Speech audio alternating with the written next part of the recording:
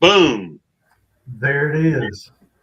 Hey, guys, how is it going? Excellent. Hey, what's up? It's Thursday night. It is 7:30 Central, and you know what it's time for? Real talk, no No BS. BS. That's it. It's Hey, almost like we practiced that, wasn't it, Travis? I know. I feel left out. I don't get to come to rehearsal shows. okay, so going forward, Travis, when you're here, I'm gonna say it's Thursday night.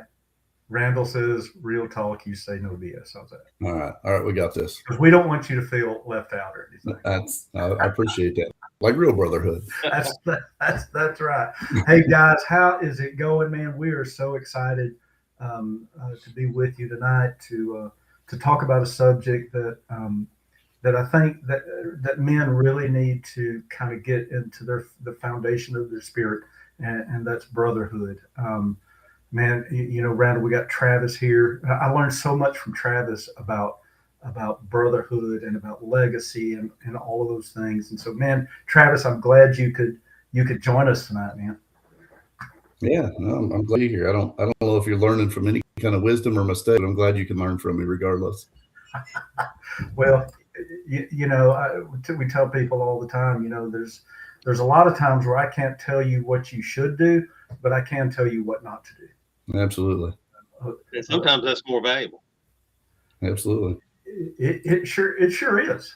Um, um, Randall, I remember our dad telling us, years and years ago, and I just kind of sticks with me that the saying, a fool learns by his own mistakes, but a wise man learns by the mistakes of others. And so, man, that's just stuck with me for a long time. So, hey, how's it going, guys?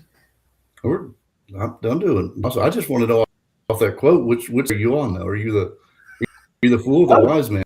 I'm A both. little both? Yeah, Mostly the first. yeah, yeah. Younger years, To be there was a determined. Yeah, to be determined. yeah. That's right. Hey, so real quick, just real quick, just a couple of housekeeping things. Hey, if you're joining us right now, go ahead and share this out so that other men can take advantage of this time together, talking about brotherhood and legacy. And this is such an amazing topic for men. So if you're joining us, share this on your page, share this to your other social media, wherever, so we can hopefully give this practical instruction to men far and wide. Hey, that's right, man. And you know that that's I think this the whole concept of brotherhood. For me, it took me a long time to really learn what that really means. And a lot of times as guys, we want to have that brotherhood, so to speak, but we don't really want that kind of brotherhood that challenges us, Mhm. that calls us on our stuff, right? Yeah. Um, but that's not really a brother, and it's definitely not a friend.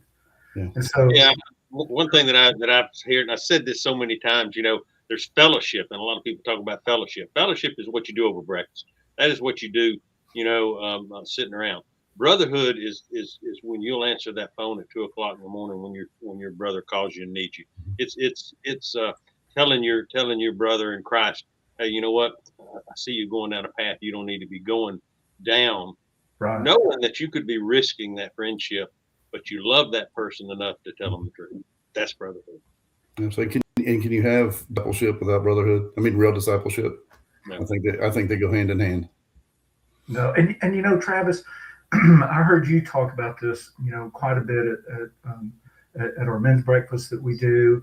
I've heard it at some of the other things. Is that man? That's kind of where we kind of lose the bubble in the Big C church is discipleship, Hmm. um, and that needs to change. But Absolutely.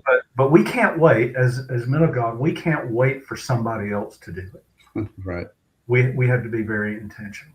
Well, I So think a lot of times that gets dropped because it involves an investment. I mean, it's going to cost you something to invest time in another person's life, and we all got our own stuff going on, man. People are busy, and oftentimes they never look up from their own business to see their brother struggling right next to them. So, and it's about being willing to invest your life into the life of another person.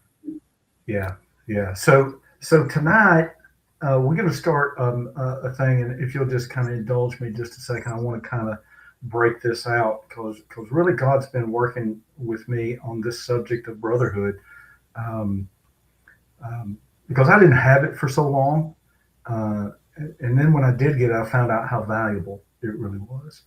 Um, but I looked at this subject of brotherhood and legacy and faithfulness and all of these things. And as I told Randall earlier, I'm like, man, we can't just do this in one thing. So we're gonna take some bite-sized chews on this. Um, Tentatively, it's I've kind of got this. We kind of got this into a three-part. I don't want to say series, but live stream about brotherhood, about faithfulness, about legacy. And most men want to leave a legacy, something to be remembered for, something for their children, um, uh, to kind of latch on to. But there's a natural progression. You can't just say I'm gonna have a legacy that's going to be solid and just leave it at that. There's a natural progression there. Number one, you have to have that brotherhood, and that's what we're going to talk about tonight. In addition to that, you have to be faithful to what God's called for you to be and for what He's called you to do. Look, if you don't know as a man of God what God has called you to be, it's right there in the Word. Mm-hmm. We're supposed to be the prophet, the priest, the protector, the provider, the king, all of those things in our home. And that is such a large undertaking. But I can tell you this, if you put yourself around the right people and you study to show yourself approved and you're very intentional about those things, God's going to bring you to a place that you're supposed to be in, and it's going to absolutely blow your mind. And so as I said, just to kind of run this down a little bit, kind of three parts here: brotherhood, faithfulness, and legacy. So legacy. What is that? That means to matter, to do something, to be remembered, to build something that lasts. But Scripture shows us one thing that most men miss, and that's legacy never starts with a platform. It starts with people. Mm-hmm. But before God entrusts a man with influence, He places him in brotherhood. Now, why does He do that? Because there's wisdom in that. Scripture tells us that there is safety in a multitude of wise counsel. He entrusts us with influence. He places us in brotherhood. Before that mission or whatever it is that God has for us to do expands, God surrounds us or tries to surround us with people. And here's the truth. Lone wolves, man, you and God don't have your own thing going. You really don't. But lone wolves, those who isolate themselves, are going to burn out. Isolated guys will drift away from the calling that God's put on their lives. So if you want legacy without brotherhood, you'll carry a weight that you were never meant to bear and unable to carry. And so we're going to talk about brotherhood. We're not meant to walk alone. From the beginning, God said it's not good for man to be alone, not because we're weak, but because we were designed for brotherhood. We were designed for that community. And it's not about, this brotherhood isn't about convenience or some surface connection. I've said this before. Travis, you're one. Randall, you're one. Man, I can get below the surface of my junk, and I know that you guys are going to help me walk those things out. And so we have to have that brotherhood. We have to be faithful in the things that God has given us, and what He's called us to. The Bible doesn't ask for impressive guys. It asks for faithful people. It asks for obedient obedience, what you are when no one's looking. And it's just about us walking through truth and being very steady and consistent in what we do. And then again, the last thing is that legacy. We won't have a legacy because we tried to do something. We will have a legacy because we lived life. Now the question is what kind of legacy are we going to live? And those are the things that we're going to be discussing. What does that legacy look like? Well, you know what? We probably need to table the legacy piece and focus on what this brotherhood really is. And so I've said my piece. That's just the what's coming up, kind of a synopsis of where this is going. And I say 3, it may be more than that. I don't know. We'll just have to wait and see what happens with that. You know, Chuck, something you said that stuck out to me was, you know, you said that you didn't always have brotherhood. And I think, you know, that's an important part of the conversation too, is why not? You know, because I was the same way. I didn't have it. Why, you know, what kept you, what is keeping men from really stepping into brotherhood and really doing that? And I can tell you for me, a big part of it was pride. You know, it was, I did like a lot of men. I had a good face at church, and people looked at me in church and saw what I was doing and how I was serving. And man, if I got into a real brotherhood and let those guys see how messed up I was, you know, what are they going to think of me? And it was a huge pride battle for me. So I think just, you know, looking, I'm just curious, you know, what for you, what was it that held you back for so long? I didn't want to do it. Yeah. And the reason was I knew what my junk was. I knew where I was supposed to go, but I wanted the easy way. Mm-hmm. And I, you know, full transparency, mm-hmm. I was not willing at a certain point in my life to invest the time to do it. Right. Looking back, man, what a mistake I made. But, you know, God will let you walk around the mountain a few times. Yeah. What about you, Randall? Yeah, for me, and I was just sitting here thinking about that. I've actually had brotherhood in my life for quite a few years in my previous life. The problem was that brotherhood wasn't rooted in the right things.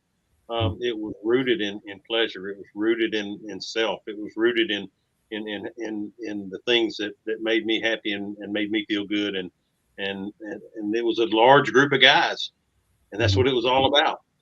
So the faithfulness of each other was there. The commitment to each other was there. All those things were there, but because it was rooted in all the wrong things, it produced nothing profitable. It produced nothing of lasting good. Right. So all brotherhood is not good. No, you're right, and you know, all 3 of us have spent time in the military. You know, and so there's a brotherhood in. What's that? I thought you were And so there's a brotherhood in that. Yeah. But I'm not so sure that it's always rooted in the right. Well, I'm positive it's not always rooted in the right things. So, so when I said that I didn't want to do it, it was the faith part. It's like, man, and to your point, Travis, it was pride. Man, I don't want anybody looking at my junk. I mean, I already know what it is, and I'm ashamed of it. Yeah, why would I want everybody else got the same junk I got? Why would I want another guy calling me out on my stuff? You know, I already feel bad enough about it as it is. Yeah. But it's not about always calling it out. It's about walking it out. Yeah. You know, together. You know, with a group of guys, and so, this new brotherhood that I found in the last couple of decades, though, it's different. Yeah. You know, and it is profitable, and there is good that comes from it, and you know, it's been interesting to watch how that is, how that close knit group that I have, how it has formed and transformed my life and their lives together. You know, we walk through this thing together. So, Yes, been pretty. I think that's a big thing. You know, Wyatt Paul got a military background, 3 different branches, but there's an immediate connection between people who have served in the military. You know, and why is that? And it's for the same reason that true brotherhood in the church, when it really happens, it's because you have a common purpose. You know, and I think when you look at, you know, our purpose in the military, even though we didn't always do it in an honorable way, it's, you know, but that's what real brotherhood is when we have that purpose. You know, it doesn't have to be some huge thing. You know, I think all 3 of us on here all want to be better husbands. You know, and that's something that we hold each other accountable to, and we would challenge each other on, and you know, we find those common purposes that we want, and we strive for them. And I think that's really a huge part of brotherhood comes from, is when you have guys that are like-minded with a compass and willing to grow with each other. Yeah, I know, Travis. Man, you took a big risk with us 2. Yeah, you're a project. I'm working on you. Oh me. All right. Hey, so let's talk a little bit about what that brotherhood looks like.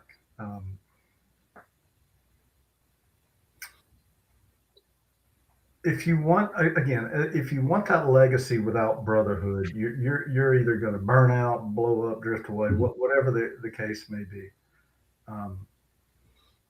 But no faithful man walks alone, and that's a choice that we make.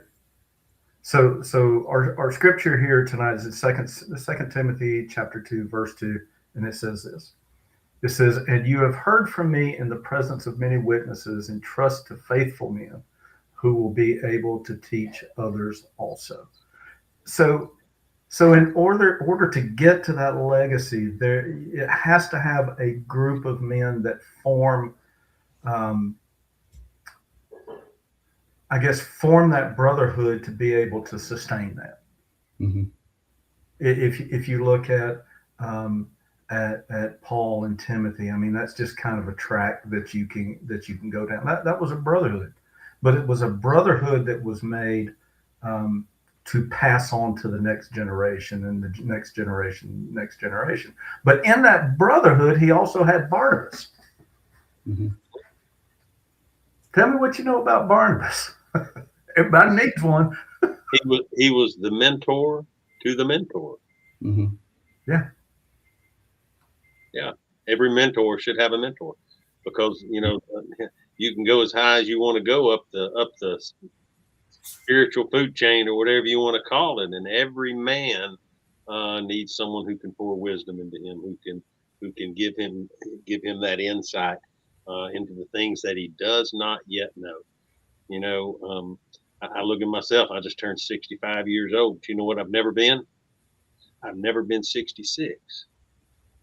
So I need somebody who has been through that to pour into me, to help me understand how to walk life out as I get into this season of my life. So, and when I'm 90, I'm going to be looking for that guy that's 91, and hopefully it's the same guy, you know, who has walked with me through this whole thing. So, that's what it is for me.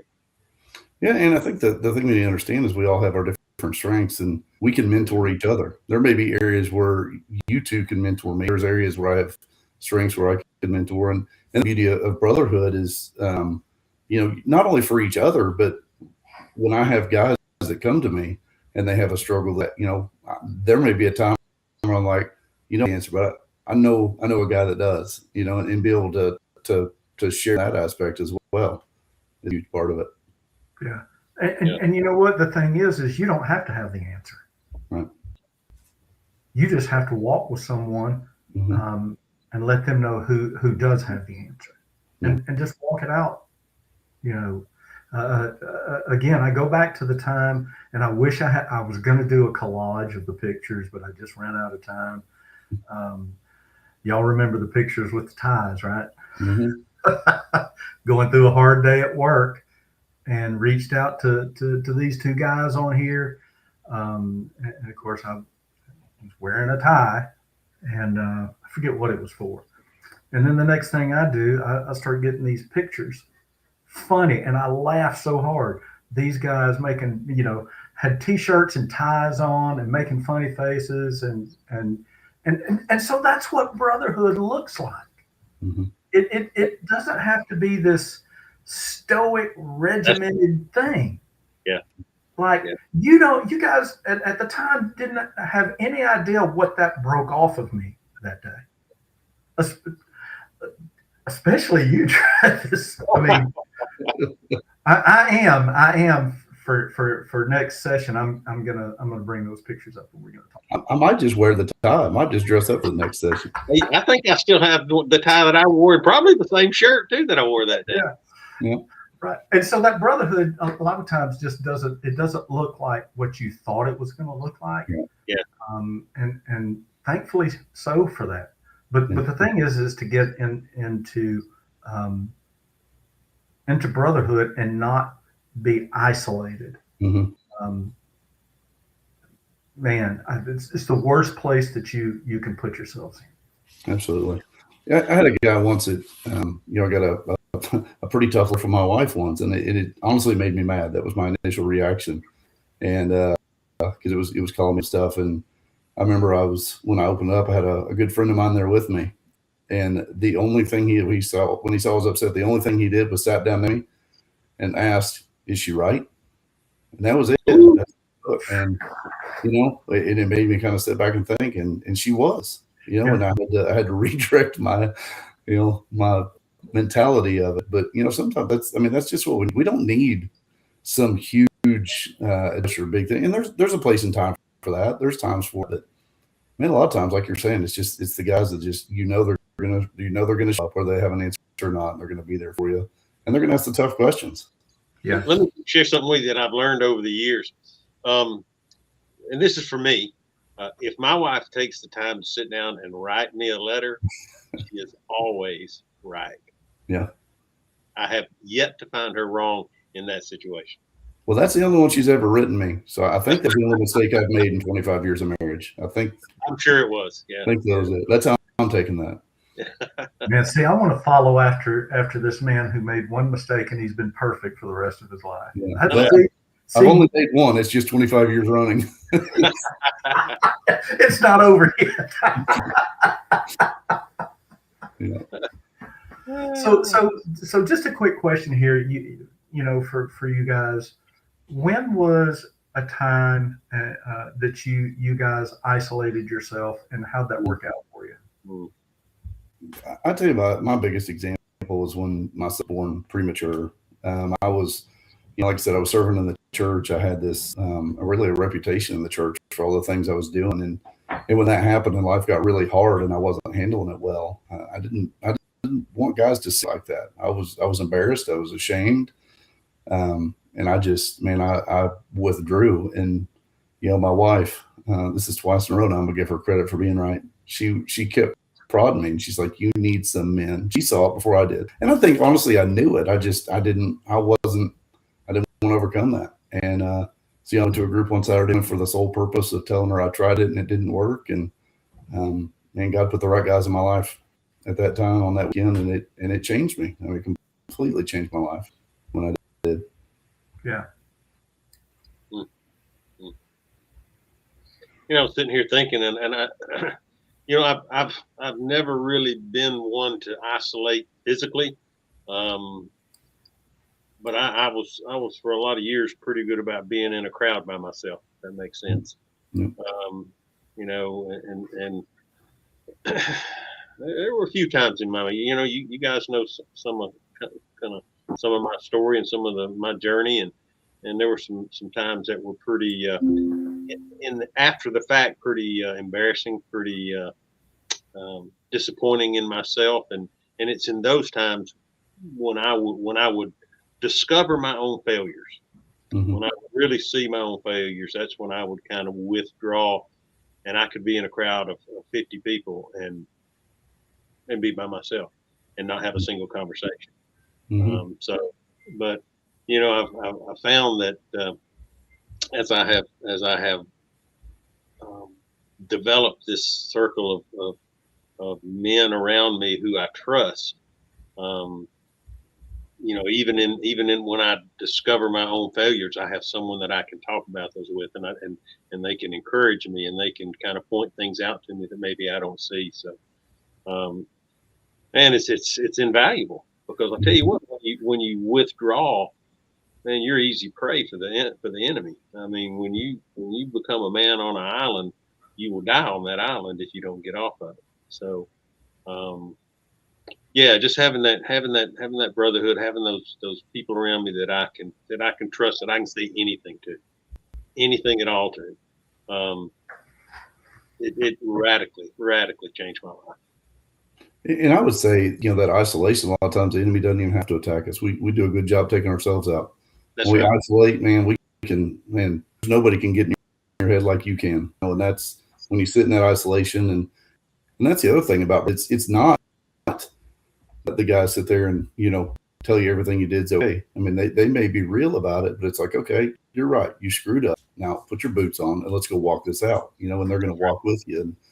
And get out of your head and speak life into you. Yeah, you messed up. This is what God can still do with you. This still got a plan for you, and to push you through those seasons. Because man, that isolation it's brutal. Because I know that's how I was. I'd get into my own head and I can't let these guys see how I failed. And man, if they know what the struggles I have as a husband or as a father, or whatever, fill in the blank, then they're going to look down on me. They won't think the same of me.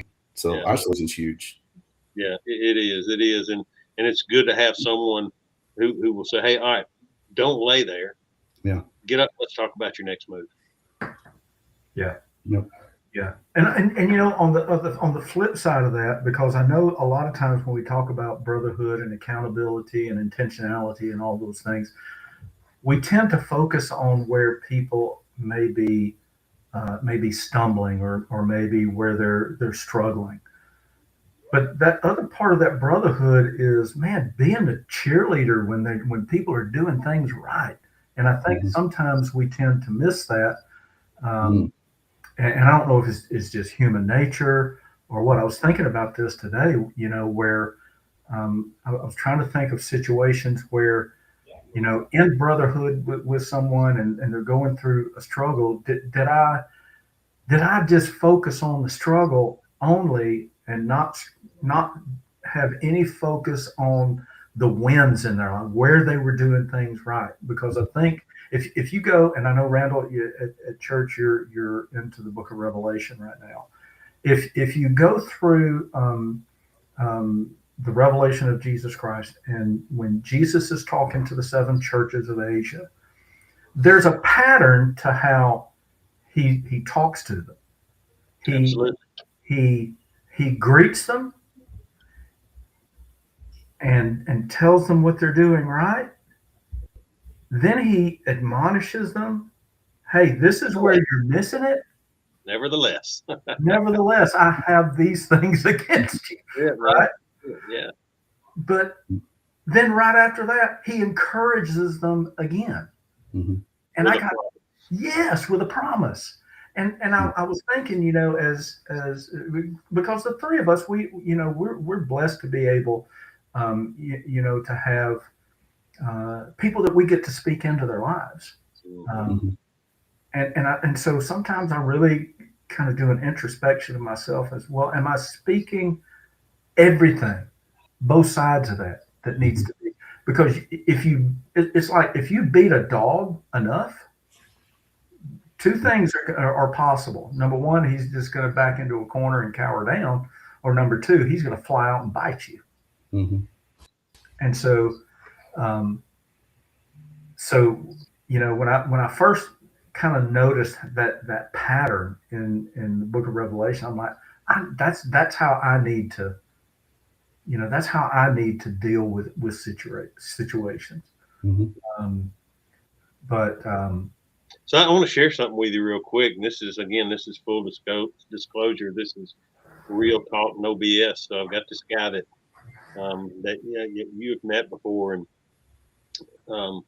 he struggled for a lot of years. I met him when he was in jail. We developed a friendship when he got out, and that's been about 6, nearly 7 years. And recently I had gotten into a pattern of leaving off the encouragement, of not speaking into the good things that he was doing. And the dude called me out on it. He called me out on it, and man, it was like, and I thanked him for it because I wasn't catching it.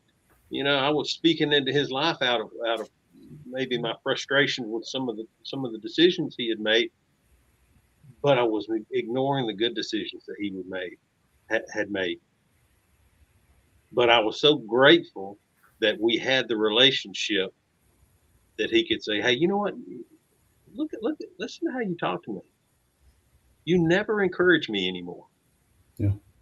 And boy, it hit me like a ton of bricks, and so it was a wake up call, and I did appreciate it. And I don't know if he's joining us tonight or not, but I appreciated that call out from him.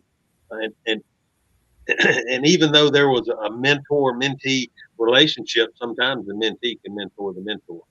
Yeah, That's my point. yeah. You know, John Maxwell. I know you guys know who he is, and I really kind of went head first back into some of the leadership stuff that I was doing years ago. He had a book out called The 360-Degree Leader, which means you lead in all directions, up, down, left, right. It's not just a top down kind of thing. And so that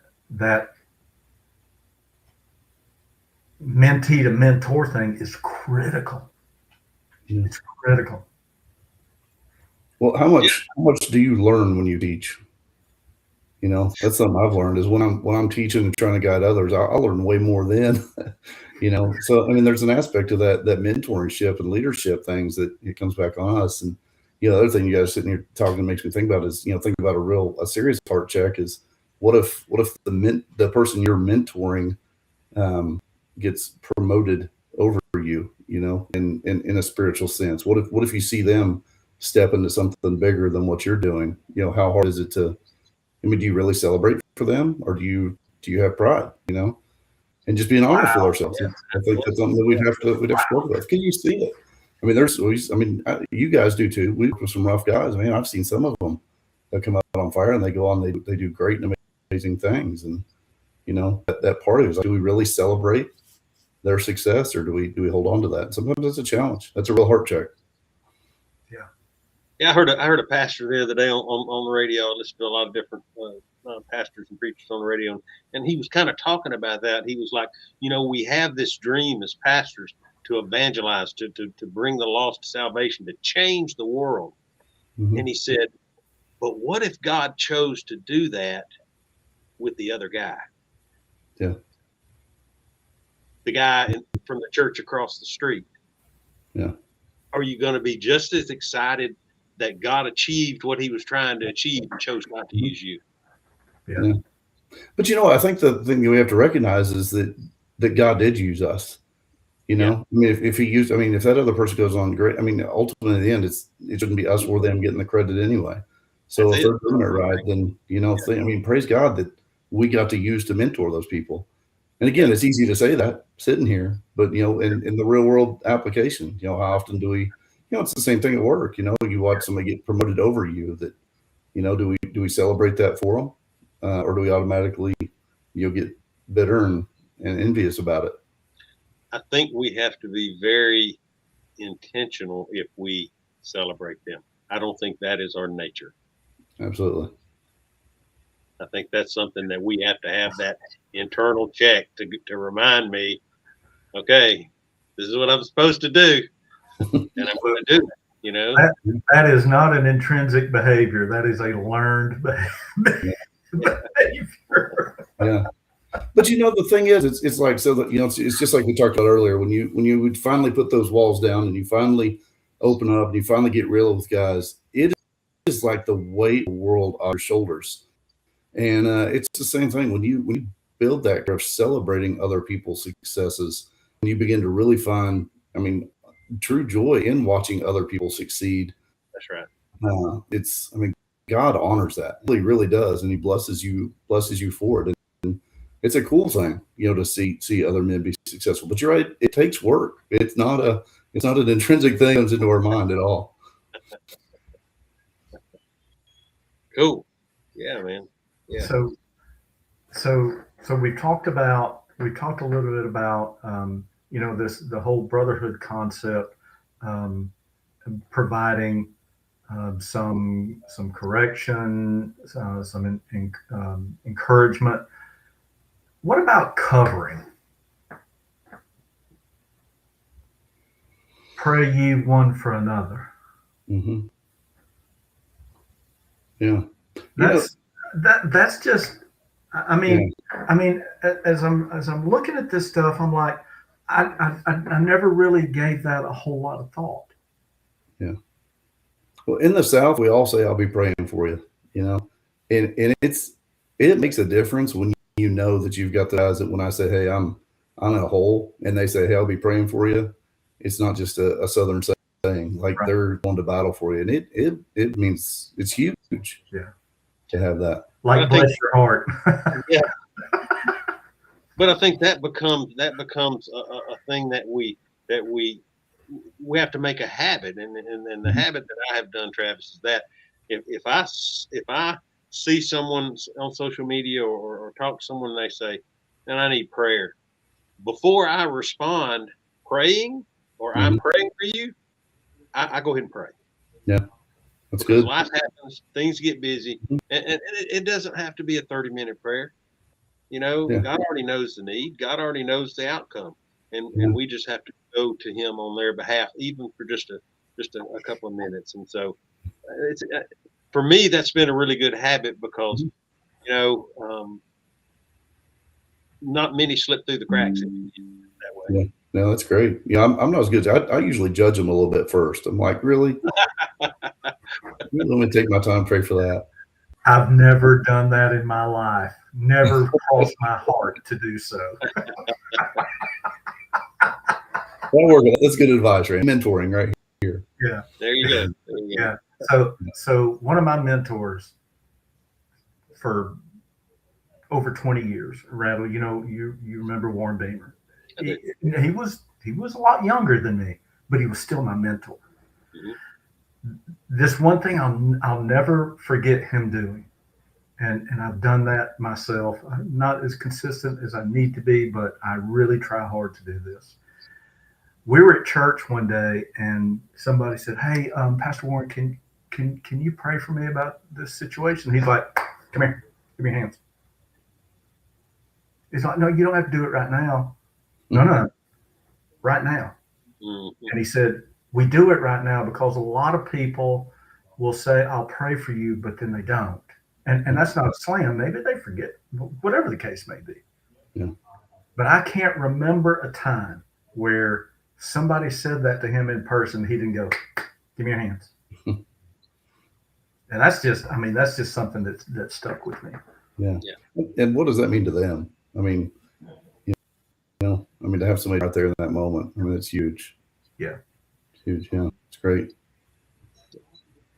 Well, I think coming along those lines is the care of people that you're with. You've always especially with young men and with my boys, it's, show me your friends, I'll show you your future, and show me the men you walk with, and I'll show you your faith. There's a lot to that too. You become who you are. Right. And I remember we had a young man he's getting ready to get married, and he was talking to me and my wife, and he asked the question. He said, "How do you keep from bad mouthing your wife?" He goes, "Everywhere I go, all the men just talk bad about their wives and bad mouth their wives. And how do you keep from doing that?" And a buddy of mine, Chris Turner, was sitting there with us at the time, and I said, "I have guys like Chris that I hang around because Chris ain't going to tolerate that out of me, And I know that if I, there's me and Chris get real, just like me and you guys get real. There's life happens, and there's times that even in marriage, there's things to talk through, but it's not going to be tolerated. Bad mouthing wife for the sake of bad mouthing is just, and it's the guys we have to have ourselves around. What is your weakness? You find guys that they're excelling, and you surround yourself with those kind of guys. So in a situation like that, I think you got two choices. You either find a different group of men to hang around, or you be the one that stands up and says, "Really? Yep. Really? That's how you honor your wife?" Yep. And and then see where it goes. And they may find a different group of friends that doesn't include you, but Yeah. you have done what you've done. Yeah. Yeah. Yeah. I mean, honestly, I mean, but in reality, though, I mean, those situations be like, man, like, I must be blessed because I don't have that in my marriage and in my life. Yeah. And Yeah. yeah, that's great. Yeah. You know, Travis, some of the things that you do with Element 26 is really rooted more in discipleship than it is anything else. So I kind of want to ask you a couple of questions here when it comes to what this brotherhood means in terms of that discipleship. How does that growth of your spiritual man, how does that hit more in discipleship, that the whole brotherhood thing? Yeah. So like, how does the brotherhood tie into it? Is it kind of, yeah.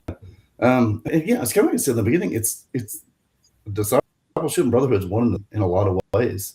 You know, I think we try and do social events, and we try and do book club. We call the book club discipleship, but a lot of times the social event's more discipleship than the book club. You know, what is real discipleship? It's it's walking alongside guys. And the thing is, when you see a man struggle, you don't just call him out, belittle him, but you walk him through it, and you walk him through the godly response to it. An example of that was years ago, in his marriage was, had a lot of issues, and every time we meet, he just badmouthed his wife the whole time, and that was all the issues in the marriage, was him his wife. It was all on her. And so I told him, I said, go grab your Bible, and I want you to look up every verse on what it says to be a husband, and then I want you to honestly grade yourself. And the next time we met, he broke down in tears, and he was like, man, he's like, I'm not, and it's not to belittle him, it's not to tear down, but it's because you really care. Real discipleship, you care about them just like you do in a real brotherhood. You hurt for their hurt, you're excited for their wins. And I think it's a very fine line between discipleship and brotherhood. Well, actually, I don't think there is one. I think they go hand in hand. They're mutually the same. Yeah, you look at Jesus. We've got a small snapshot of his life with the disciples. We can model after him and the way he taught and the things he did. But I would love to see those campfire discussions that they had. The things that weren't recorded. What were they joking? They were joking. They were cutting up. They were being men. And I think that's why when he spoke life into them, that he would listen. He could tell Peter, get by Satan, because there's a relationship there. There's a reason that guys like you can call me out on, and I'm going to receive it, because there's a relationship there. And too often we want to talk about the Great Commission is to go make disciples, and it's to go make disciples and to teach and to baptize. But a big part of it is the teaching, and real teaching comes with brotherhood. It's walking together and learning side by side. So I don't know, I rambled on your question there. No. I just think it's mutually the same, honestly. Yeah, and I think you'll never, if you're at a certain point today and you're isolated, especially in your faith, I don't think you're ever really going to move any further than where you are today until you get yourself unstuck. Yeah. Until you get yourself into some sort of brotherhood, some sort of discipleship. And it can't be, well, Randall's the pastor of the church, so, maybe he should come to me. No. Maybe you should get off your blessed assurance and seek out the pastor, or seek out the youth pastor, or seek out the elder, or the deacon, or whatever the case may be, or Travis. Seek Travis out. I read this quote and today, and I wrote it down. What's that? Put Travis's phone number up real quick. I might just do that. I read this quote today and I wrote it down, and this is what it said. It says, "The enemy doesn't need to destroy isolated men. He just waits." Yeah. Because Yeah. you'll destroy yourself. That's it. Absolutely. You know, the thing is, the men you hang with, you're going to get discipled one way or the other. And that's why I really feel like brotherhood and discipleship. You know, when you talked earlier about you had brotherhoods before that weren't godly, you were being discipled. You weren't being discipled in a godly way, but you're learning, you're picking up habits, and you're establishing things in your life, which is really what discipleship is. The difference in godly discipleship is it's all pointing you back towards Christ. But you're going to be discipled by the brothers you're around. And during that time, I was building a legacy that was not worth leaving behind. Absolutely. Wow. So there you go. So that whole brotherhood piece that you had, Randall, means that it completely reshaped your character, didn't it? Absolutely. I mean, it was a lifestyle change.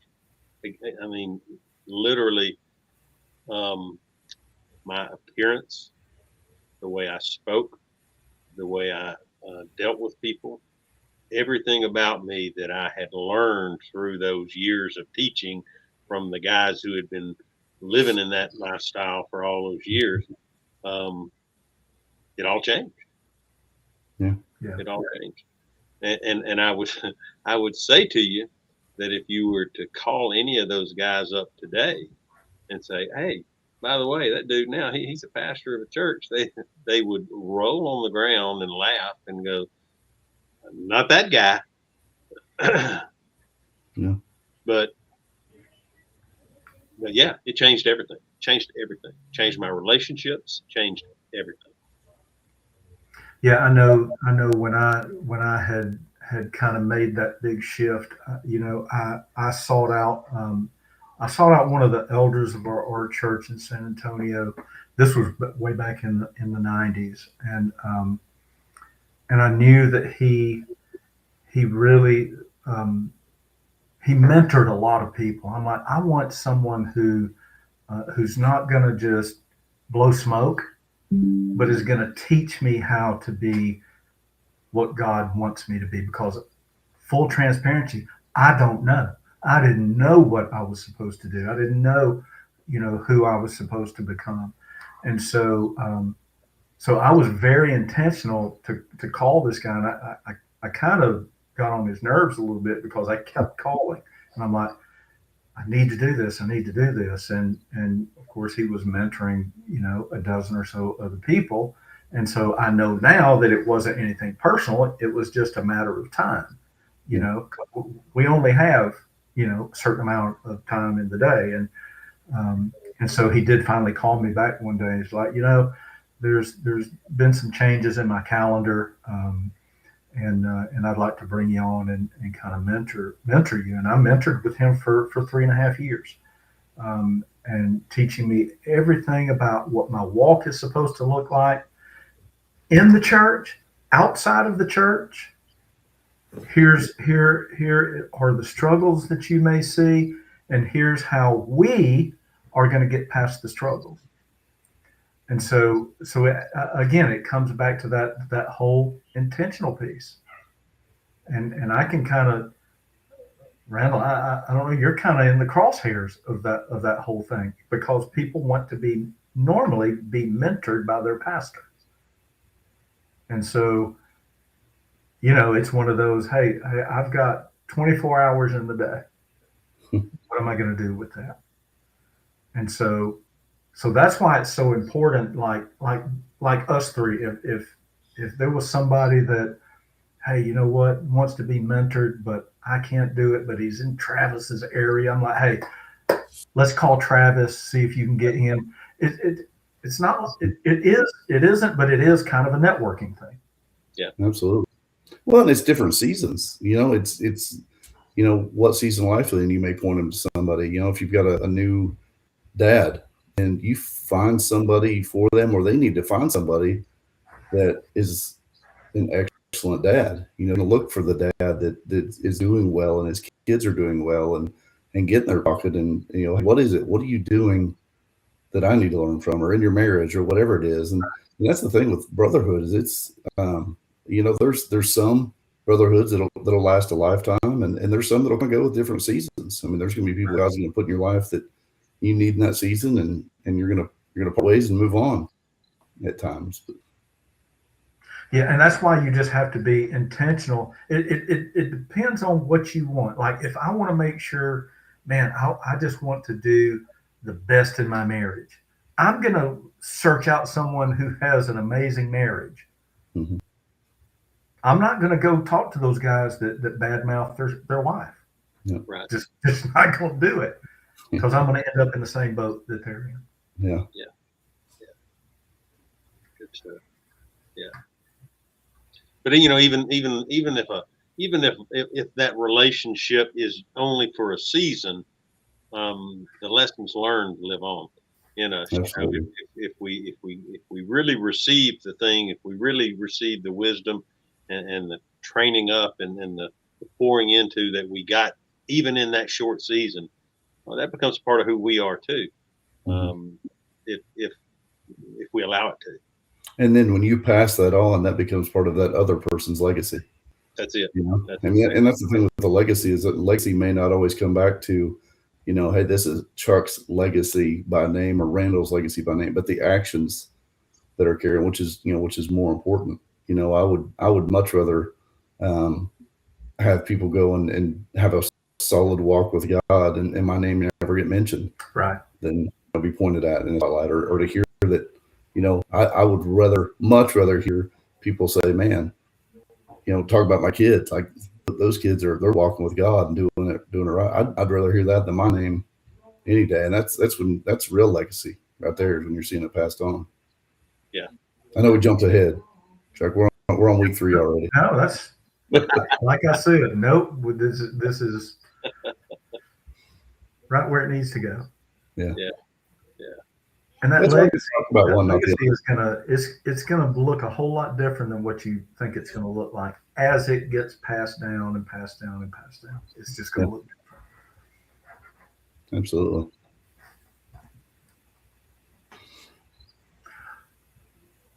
We have about 7.5 minutes. Well, 6.5 minutes left. So I want to ask you guys a couple of questions here. Uh-oh.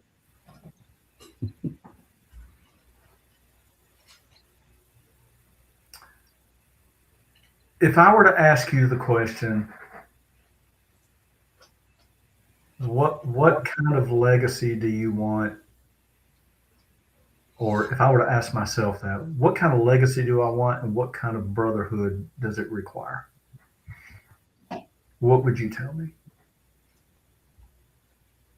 I think about legacy is, for me, it's not, I think when we're young, we want to be known for something great.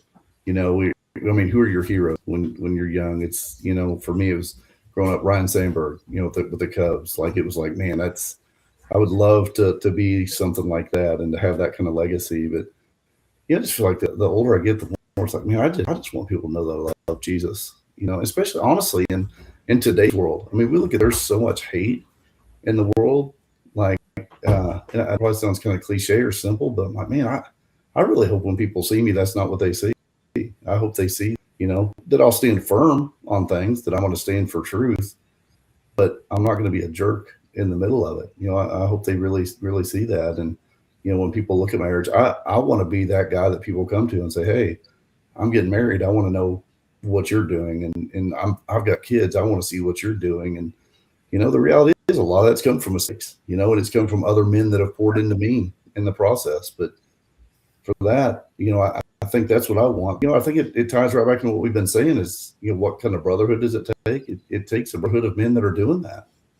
If I want to be a good husband and a good father, and I want to pursue God and have that in my life, I can't surround myself by negative people. And there's some people with a whole lot of biblical knowledge, and there's some of the most negative people that you'll hear them. Right. And I can't surround myself with that because I know me. And when I'm around that, that's who I start becoming. I get pulled into the talk and the negativity, and I just don't want that. So for me, my legacy, that's the kind of people I want to be around, and that's what I want to be. That's what I hope to be known for. Is just, I just want people to know that I love people. Yeah. Genuinely. Yeah, I guess for me, sitting here kind of thinking about it, and if I could have people say one thing about me when my life is over, is that I did not walk according to the world. That there was something different, and it was the Jesus in my life that was the difference. Every bit of difference, but that not that I stood out for my own applause or my own glory, but I stood out from the world around me for Jesus. Yeah. That's one of the prayers that I pray every morning as I start picking up kids on my bus, is that when the doors open, that they don't see me in the seat. They see Jesus in the seat, and that's what they experience while they're riding with me. That's every single morning. That is one of my prayers. When I first got into kind of getting in that group, and this image of what people thought my walk was when it wasn't that, I had a simple prayer when I got to work every morning. I would pray, hey, God, help me be the man that they think I am, and let me live that. And I think a big part of legacy is we're not perfect. We're going to make mistakes, and part of that legacy is, do we own up to our mistakes? That's owning your stuff, man. That's exactly right. Yeah, and that's the big part of that brotherhood as well. And I know we kind of tend to go back to the mistakes and owning the mistakes. Without brotherhood, you're never going to own your stuff. It's always going to be someone else's fault. Well, let me say, it's been my own experience that without that brotherhood, I can figure out how to justify those things away. Or if you're in isolation, I'm so bad that there's no hope for me anyway. Yes. What's the point of owning it? And that's where I'd get in my own head. I would either justify as, well, they're not worth my time because it's their fault anyway, or, well, that's just who I am. I'm just an angry person, or I'm just a bad friend. There's no point in owning it because nothing's going to change. Right. So when you isolate spiritually, emotionally, physically, relationally, whatever the case may be, that's the result that you're going to get. Absolutely. 100 out of 100 times. Yeah. All right, so now flip the question around on yourself. Yep. Your turn. No, I'm asking the questions. I'm just kidding. Look, I just got to be honest with the folks here. So when we started this, I said, hey, I've got this stuff. I kind of want to ask some questions, do some things, and so I like putting people on the spot, but I don't like being put on the spot. What legacy do I want to leave? Do I want to live and leave? A legacy of transparency. What you see here is what you see on Sunday, is what you see on Wednesday, is what you see at recovery groups on Tuesday. What you see is what you're going to get. Now, the onus is on me on what my character is going to look like. Now, what kind of brotherhood does that require? It requires this right here. It's not a good idea. It's not a suggestion. It requires it. And so the question is what am I going to decide to do? And I think that's the question that if the people that are watching, or people who will be watching, that's the question you have to ask yourself. What am I going to do now? Am I going to continue to isolate, which is never ever a good choice, or am I going to find the group of men to get around that is going to help me to get into healthy, spiritual, emotionally healthy, relationally healthy brotherhood? That not about religion, but about relationship, and about being guided by the Holy Spirit what I should do. And like both of you said, we don't always get it right. I don't always get it right. I'm batting probably about 600. We know. I know you know, and I'm going to go read Romans 12 right after this. That's right. My nightly reading of Romans chapter 12. And so how am I going to do that? How are we going to do that? Well, we have to be intentional to place ourselves in those situations. Mm-hmm. And my question to people who aren't there and who are looking for, what is it actually that you have to lose? Yeah. That's a great question. And you have everything to gain. You have everything to gain. Yeah. And that's the crazy, you talk about transparency is, man, what does that feel like when you find the guys that you can be as ugly as you need to be with those guys about your life, and there's no condemnation out of it. They're going to be real, but they're going to walk with you. And man, that's one thing that motivates me in ministry is not having that in my life before, and now that I have, man, I want every guy to have that, because man, it's life changing. Yeah. Yep. And it's what am I looking for? I'm looking for the person who possesses what I'm looking for. Mm-hmm. Which again, the whole brotherhood thing puts the onus on us. Yeah, it takes work. Randall, as the pastor, it's not your job. Your job is to pastor. You need that brotherhood. Yes. Listen, I know we're out of time, but I want to go there real quick because I think this is important. Because I think it's harder for pastors to have brotherhood than regular people. Absolutely. Unfortunately, it shouldn't be that way. Think about it. And Randall, it may not be as big a struggle for you, I think, because you had that so pre-established stepping into that role. But for a lot of pastors, that isolation is huge, which is why we see so many pastors struggle. Yeah. It can be a lonely place. I guarantee you. But I'm very fortunate that we've got not only a group of men in the church that I serve that are strong men, and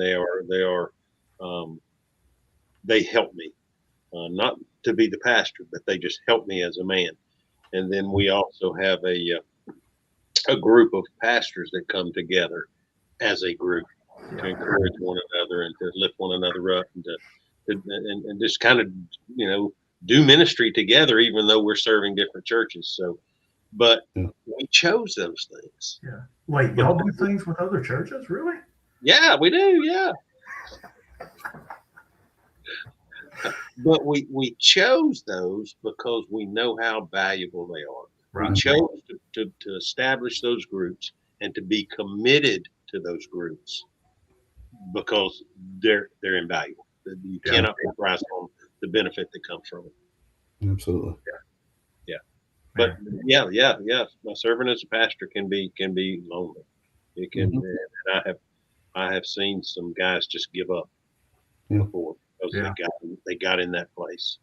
So and that's why it's so encouraging to hear that you have that group of other pastors that that you can go to, that you can say, hey man, you know what? I need to sit in some peace for a little while. Need to be transparent. I'm not saying that you're in sin or any of that stuff, but sometimes you get tired. Mm-hmm. There's sometimes levels of frustration. Mm-hmm. And if you sit in that by yourself too long, that's when you're going to start to get the thoughts, well, I'm not cut out for this. I'm just going to quit. Yeah. And I also have a pastor who has been serving for many years, who is a mentor. Mm-hmm. But how huge is that to other pastors to hear you talk about your, to have that transparency? You've already got that built in, and that's the other aspect of brotherhood is, we're not alone. I remember when I first got into ministry, and I got that, and I sat with a guy I really could kind of put on a pill. His response was, "Oh, I remember that letter," and it was a huge relief to me because I'm like, wait a second, like you screwed this up too, and and I think it's just We've gotten the letters too. yeah, but I mean, I mean, how great is that when you have that authentic, that transparency that you're talking about, Chuck, that like when other men see it, because that's where the isolation comes from. We convince ourselves that the other men don't understand. Battles aren't the same battles we have. And the more we sit around these at our retreats or sit around these breakfasts or what, like we hear these conversations, we're all from the same battles. They may be a little different front, but it's all rooted in the same battles of pride and isolation and ego and anger and lust. I mean, it's all the same battles that men are fighting. We've got to be able to show that to each other. Yeah, That's it. Exactly. So let's talk a little bit before we jump off here about what do we got coming up. February 21st, third Saturday of February, Ground Zero Men's Breakfast in Fort Payne, 9 a.m. at Cattle Stampede. Man, great hot food bar, great fellowship. Man, we had a packed house. we did. Saw that. I was jealous. Man. We had a seat for you. We always had a seat for you. It's on the patio, right? Outside? It's actually, they put in one of those mechanical bulls, and that is your seat. You have to speak from there next time. We'll do it. But yeah, we're gonna gather up there on the 21st at 9 a.m. and I don't know who yet, but there's going to be a man bring a strong word, and we're gonna share some brotherhood. We're gonna share some fellowship over a meal, some conversation. Man, I love sitting in that room and just hearing the conversations. Mm-hmm. And what it is some of that is guys sharing their stuff, in that room with one another. So it's just that always thrills me. So that's what we got coming up in 2 weeks. 2 weeks from tonight, we'll be back here on Real Talk Live, no BS, to continue talking about brotherhood. Yeah. All right, Trav, what you got coming up? We've got another retreat coming up in the end of March down in Florida, March 27th through 29th, I believe. Hopefully they'll get better weather than we did this round. It was cold in Florida, so we got that, and then we've got the Iron Sharpens Iron conference coming up here in Chattanooga. So I'm going to do a breakout session on that, talking about how God can take tragedy and turn it into triumph. So excited to be there for that. But that's where we met. That was our initial connection, was Iron Sharpens Iron. So always a great event. Lots of guys getting together. And you almost got beat up that day. I almost got beat up that day. Yeah, I didn't know. Don't ever grab my backpack like that, dude. Yeah. So that's how we met. I grabbed some stranger's backpack walking down the hallway. Yeah. Here we are. Yeah. I'll never forget that, man. And just to tell you, guys that are out there, take time to go to these events, because you don't know the relationships that are going to be forged out of that. Yeah. I mean, Travis and I know Travis and Randall, well, all three of us really, our relationship has grown so much in a lot of different directions. And make no mistake, we laugh at each other a lot. Yeah. We really do. And that's just part of that whole brotherhood thing. Absolutely. Randall was talking about the breakfast, man. I sit in there and just laugh at some of those conversations, because I think that's, like you said earlier, I think when Jesus had his disciples around, I think they laughed a lot. Yeah, absolutely. And that's what I was just getting ready to say. Don't hide in the big events. Go to the breakfast. Yeah. Those breakfasts. I love big conferences. I love the speakers. I always, I'm a people. I'll grab the stranger by the backpack and get to know people, but they're easy to hide in. And if you really want real authentic brotherhood, man, these breakfasts, get together like this are just as important, if not more important, honestly, because you're going to really get sit and connect with these guys for sure. Yeah. Cool. Very good. Man, what a great night. Yeah, man. Love it. Absolutely love it.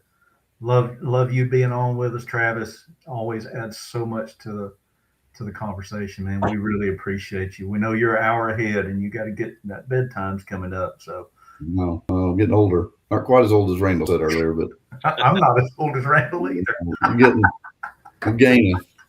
I'm Yeah, gaining. It's an honor. It's an honor for real just to be able to get on here and talk for sure. Yeah. All right. We appreciate you guys and folks joining us, man. Hope you get something out of it. Please go back, watch it again if you need to, share it out, send it to somebody who you believe needs this.